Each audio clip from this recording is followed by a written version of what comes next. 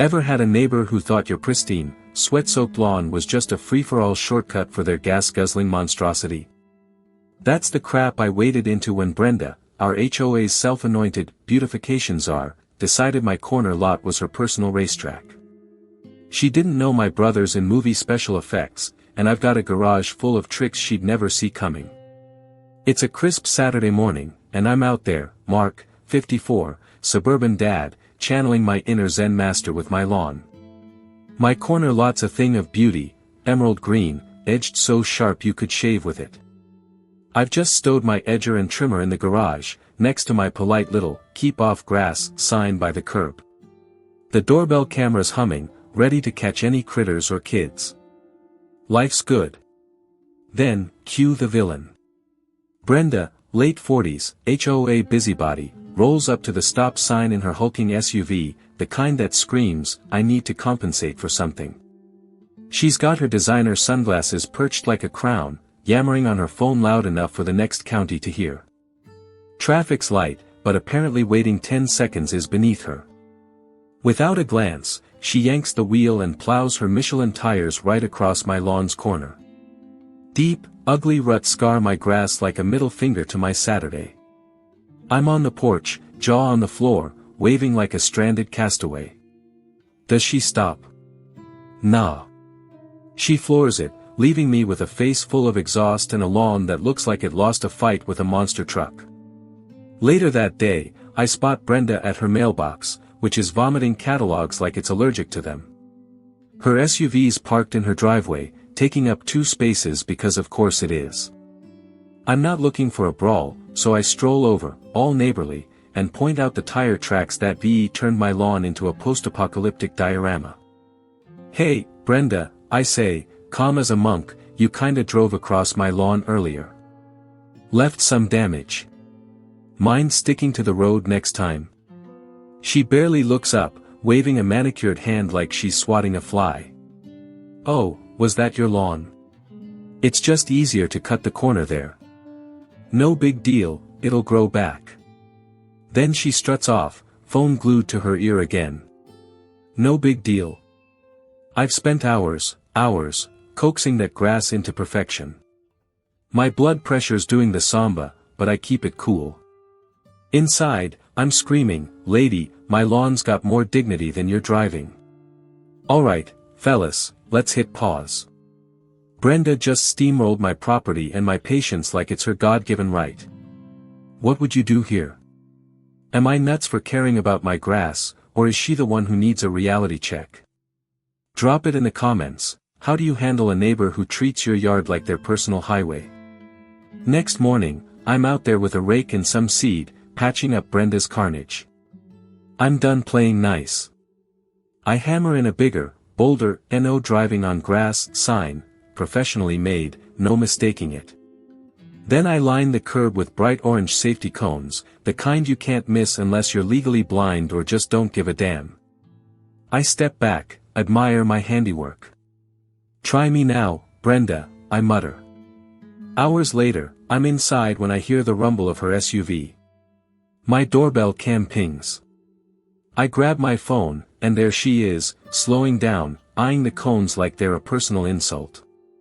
Does she stop? Nope. She leans into it, crushes one cone flat, and tears across my lawn again. Deeper ruts this time, like she's auditioning for a demolition derby. I pull up the footage, crystal clear, her SUV's license plate and all. I pick up the mangled cone, still warm from her tires. Alright, Brenda, I say, glaring at my phone. You want to turn my lawn into your playground? Game on. You don't know what's waiting in my garage. Brenda figured a couple of crushed cones and a fancy sign were the best I could muster. She didn't know my garage was hiding a gift from my brother, a box of movie-grade, tire-popping chaos just begging to teach her SUV some manners. I'm pacing in my garage, still steaming from Brenda's latest lawn-wrecking joyride. My mangled cones on the workbench, a sad trophy of her disrespect. I start rummaging through the clutter, old paint cans, a busted leaf blower, until my eyes land on a dusty box in the corner labeled SFX, Chase Scene Props, Fragile. My brother, the special effects guru for a big shot film studio, dumped it here after a shoot a few years back. I drag it out, pop the lid, and there they are, retractable tire spikes, the kind they use in action flicks to make tires explode without actually blowing anything up. They're heavy-duty, designed to bury just under the surface and pop up under pressure. When retracted, they're as harmless looking as a sprinkler head. Oh, Brenda, you've messed with the wrong lawn. Before I go full Mad Max, I need to cover my bases. I'm not about to get sued by the HOA's resident drama queen. I fire up my computer and dive into local ordinances, HOA bylaws, anything that'll tell me how far I can push this. Jackpot, as long as these spikes are on my property, clearly marked, even if it's subtle enough to keep my lawn looking sharp and not designed to cause bodily harm, just tire damage, I'm in the clear. The spikes are movie props, built to puncture safely for stunts, not to send anyone to the ER. And with Brenda's repeated trespassing, every rut and crushed cone caught on my doorbell cam, I've got all the ammo I need. I print out stills from the footage, her SUV's license plate practically posing for the camera, and stack them next to my coffee mug. Evidence, check. I decide to give Brenda one last chance to act like she's got a shred of decency. I craft a polite but steel-spined email, attaching the photos and a link to the video of her latest demolition derby. Brenda, I type, you've damaged my property multiple times despite verbal warnings, signs, and cones. Drive on my lawn again, and you'll be liable for any damage to your vehicle. Let's keep this neighborly. I hit send and wait. Her reply pings in 10 minutes later, a single laughing emoji followed by, good luck with that, sweetie. Some of us have places to be. Sweetie. My jaw clenches so hard I could crack walnuts. She's not just ignoring me, she's daring me to escalate. Fine, Brenda. You want to play? Let's roll the credits on your shortcut. That night, I'm out there under a starless sky, channeling my inner covert operative. I've got my shovel, a flashlight, and those glorious spikes. I carefully dig into the exact spot where Brenda's tires keep carving their signature, right on my property line, no question. The spikes slide into the sod like they were born for it, their retractable teeth hidden just below the surface. They're designed to spring up only under a vehicle's weight, so no kid or dog's getting hurt. I smooth the grass back over, and you'd never know anything's there. For the cherry on top, I plant a new sign by the curb, tiny, barely noticeable, but legally bulletproof, private property, trespassers will be liable for all damages. It's so discreet it blends into the grass, but it's enough to make any lawyer nod approvingly. I step back, wipe the dirt off my hands, and survey my work. The lawn looks pristine, the trap invisible. My heart's pounding with that mix of nerves and glee you get when you know you've outsmarted a bully.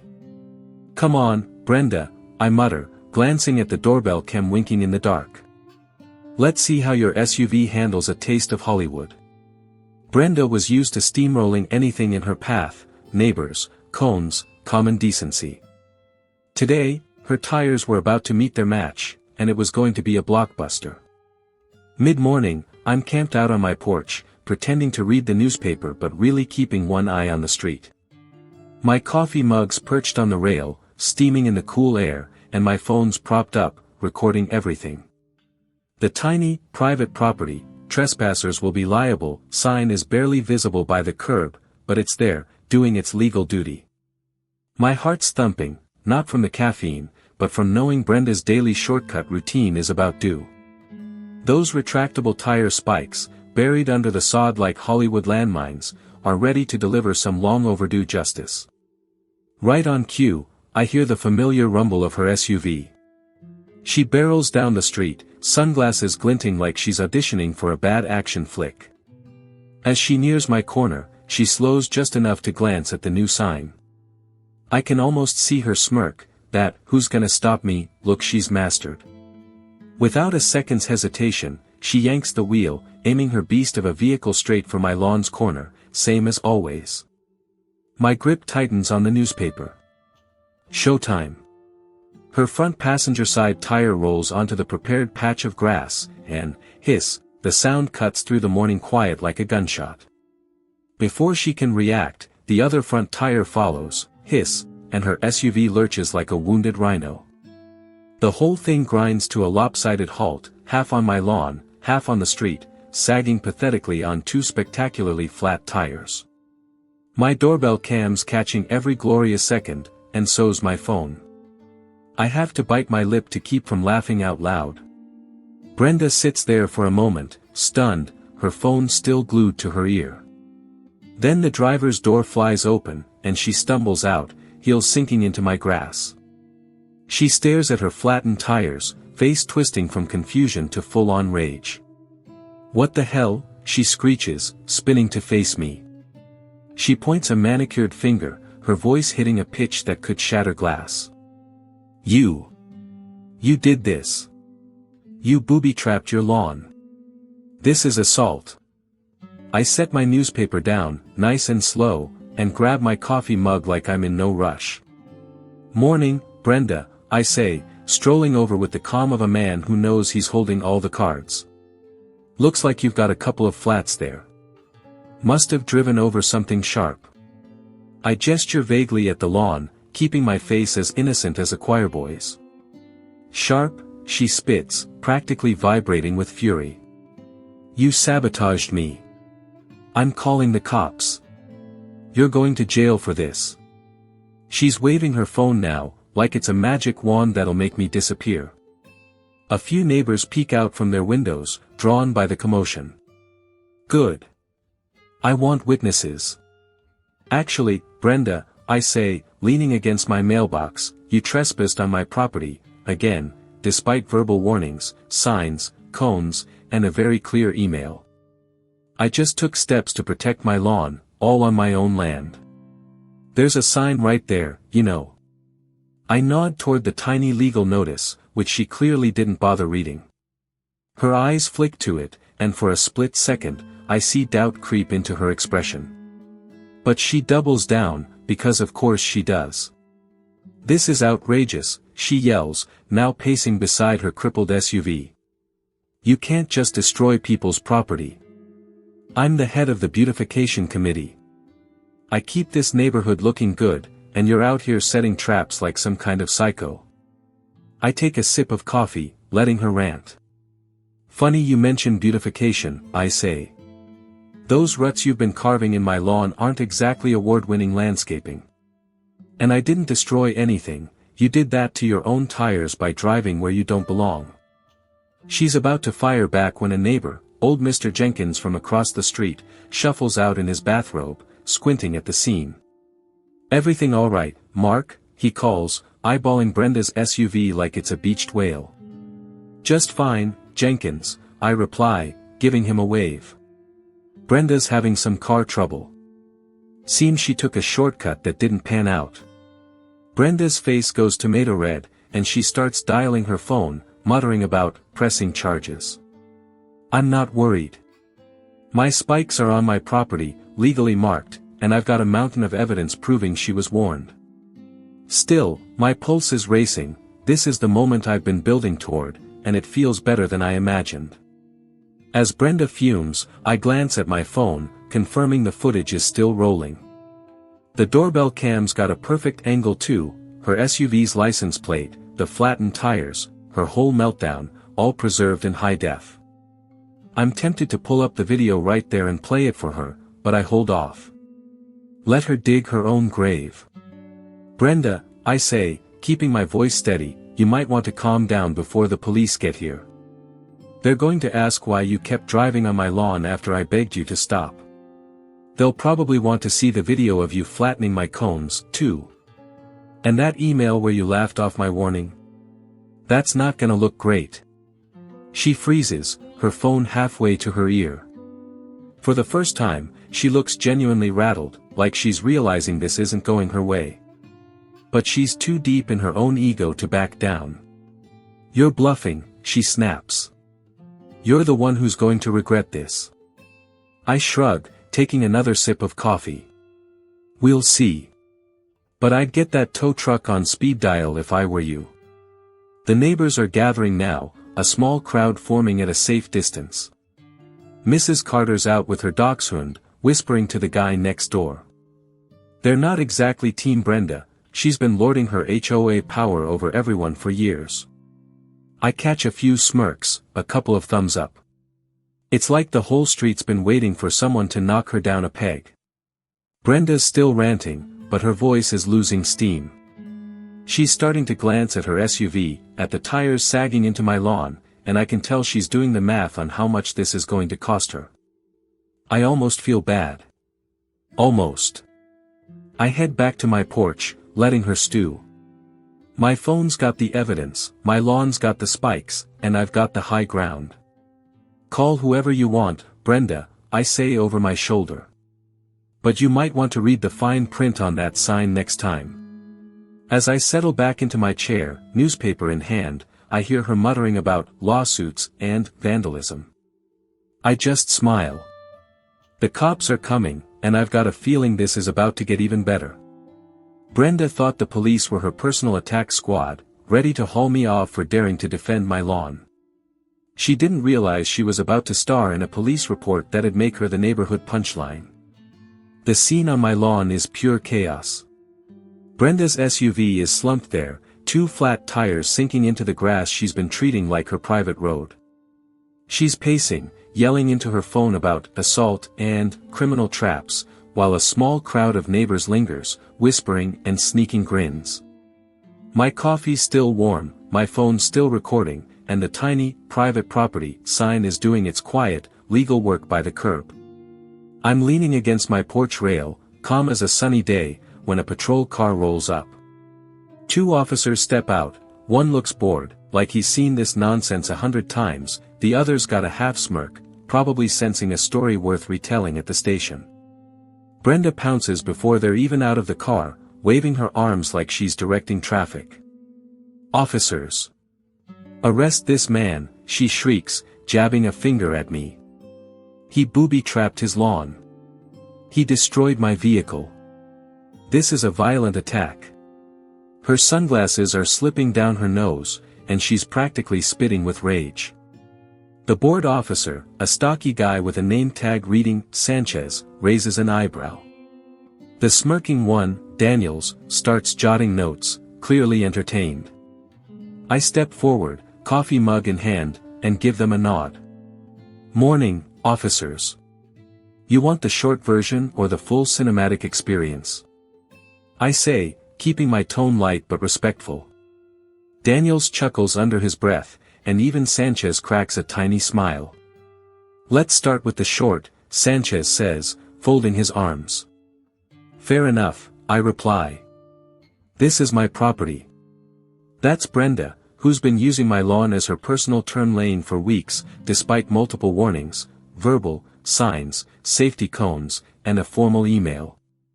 I've got video footage, photos, and her response laughing off my request to stop. After she kept damaging my property, I installed a protection measure, entirely on my land, legally marked. She drove over it, and, well, her tires didn't like it. Brenda's jaw drops, and she starts spluttering. That's a lie.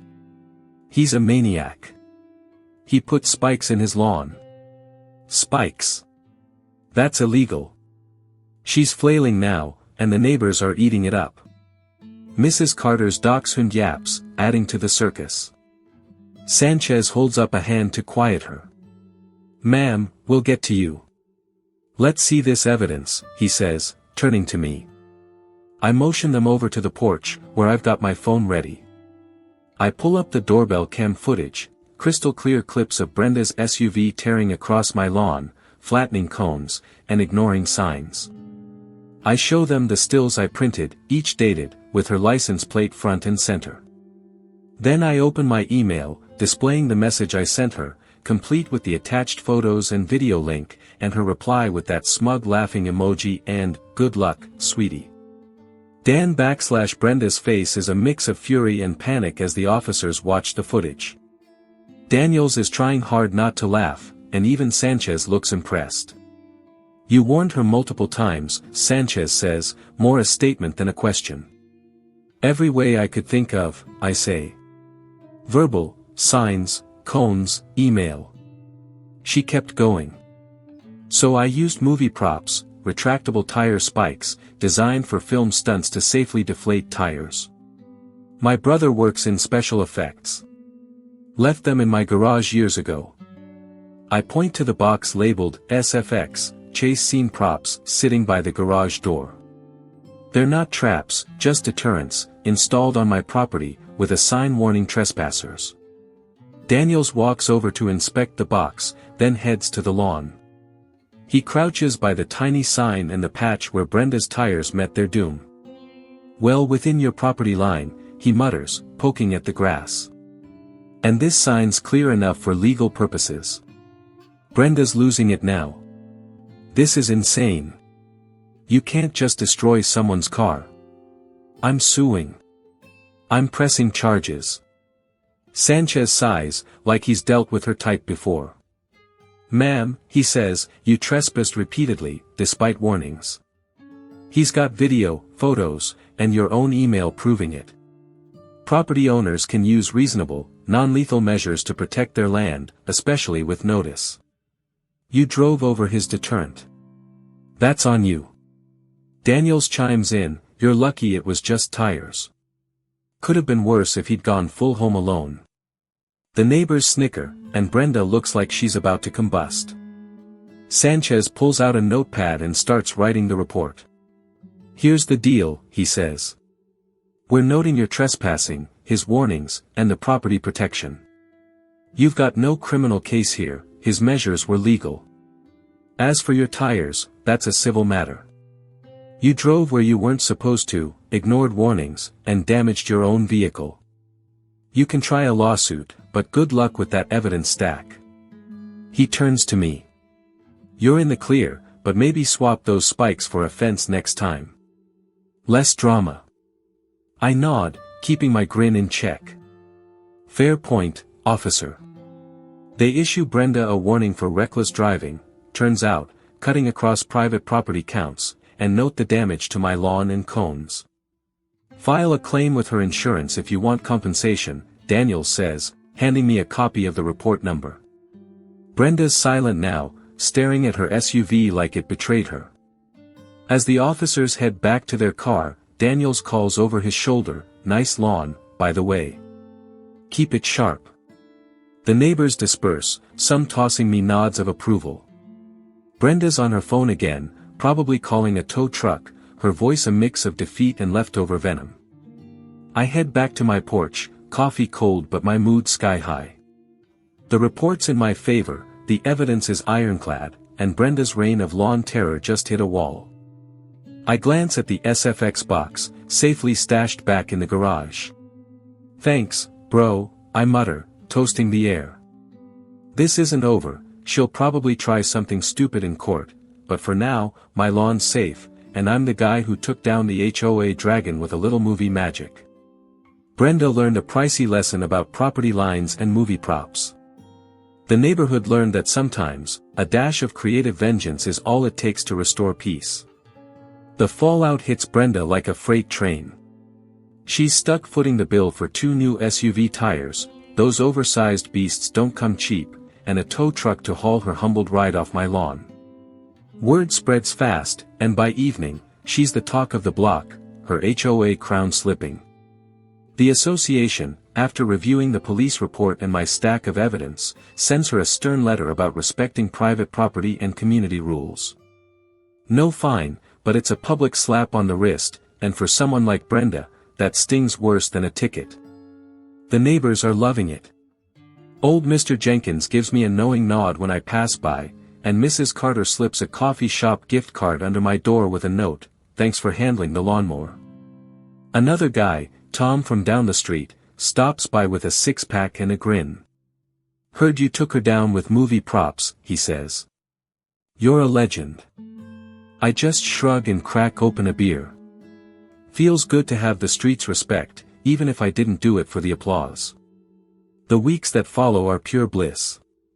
Brenda's SUV gives my corner a wide berth, sticking to the road like it's glued to the asphalt. My lawn heals up nicely, the the ruts filled in, the grass greener than ever. I'm back to my routine, edging, trimming, sipping coffee on the porch in peace. The SFX box is tucked away in the garage, a silent sentinel in case any other shortcut artists get ideas. My doorbell cam keeps watch, but it's been quiet. No more tire tracks, no more crushed cones. Then, about 3 months later, I'm out watering the lawn when I spotted a "for sale" sign staked in Brenda's front yard. I nearly dropped the hose. A few days after that, a moving van pulls up, and there's Brenda, directing the movers with her usual bossy flair but looking deflated, like the fight's gone out of her. I'm on my porch, coffee in hand, watching the show. As her SUV pulls out for the last time, carefully hugging the street, she glances my way. I raise my mug in a subtle salute, and she looks away, flooring it out of the neighborhood for good. I lean back in my chair, savoring the moment. All it took was a stubborn HOA queen, a few well-placed movie props, and a lawn that refused to be her doormat to turn my quiet corner into a suburban saga. My brother's getting a steak dinner next time he's in town. Those spikes were worth their weight in gold. Looking back, it's almost funny. Brenda thought she could roll over everyone, but she picked the wrong yard to mess with. Now my lawn's the envy of the block, and I've got a story that'll outlive me. Maybe I should rent out those props to other fed-up homeowners, call it Lawn Justice Incorporated. For now, though, I'm just happy to mow in peace. Alright, guys, that's the tale of how I turned my lawn into a Karen-proof fortress. If you got a kick out of this, smash that like button. Share it with anyone who's ever stared down a nightmare neighbor. Subscribe for more stories where regular folks like us stick it to the entitled, and don't forget to ring that bell. Got your own epic takedown of a boundary-stomping jerk? Spill it in the comments, I'm all ears.